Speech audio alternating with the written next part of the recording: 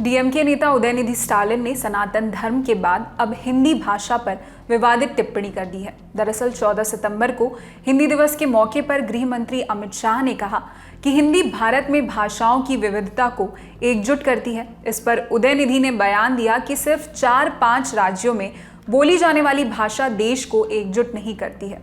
उन्होंने अमित शाह पर हिंदी थोपने का आरोप लगाया।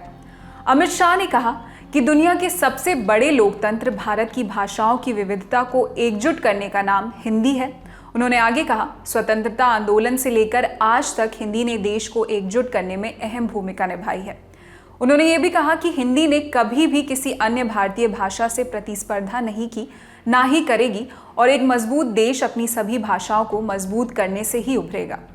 इस पर उदयनिधि स्टालिन ने सोशल मीडिया प्लेटफॉर्म एक्स पर पोस्ट करते हुए लिखा, मैं केंद्रीय गृह मंत्री अमित शाह के उस बयान की कड़ी निंदा करता हूं जिसमें उन्होंने दावा किया है कि हिंदी भारत को एकजुट करती है और ये अन्य क्षेत्रीय भाषाओं को सशक्त बनाती है।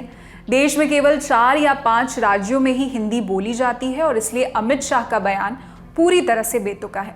यह आजीविका पैदा करने की आड़ में हिंदी को थोपना है। उन्होंने आगे लिखा, हम तमिलनाडु में तमिल बोलते हैं, यहाँ केरला में मलयालम बोली जाती है। हिंदी कहाँ से हमें सशक्त बना रही है? अमित शाह को गैर हिंदी भाषाओं को सिर्फ क्षेत्रीय भाषा बताकर उन पर अत्याचार करना बंद करना चाहिए।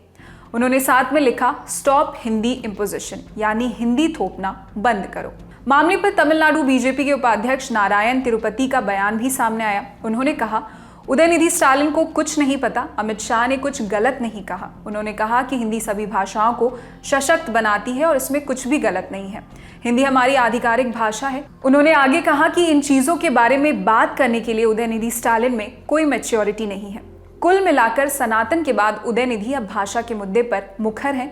इस बार वो अमित शाह पर हमलावर हैं। दोनों ही मुद्दे लंबा चलने वाले हैं। इसी के साथ इस वीडियो में इतना ही। इस खबर पर क्या है आपकी राय में कमेंट सेक्शन बताएं।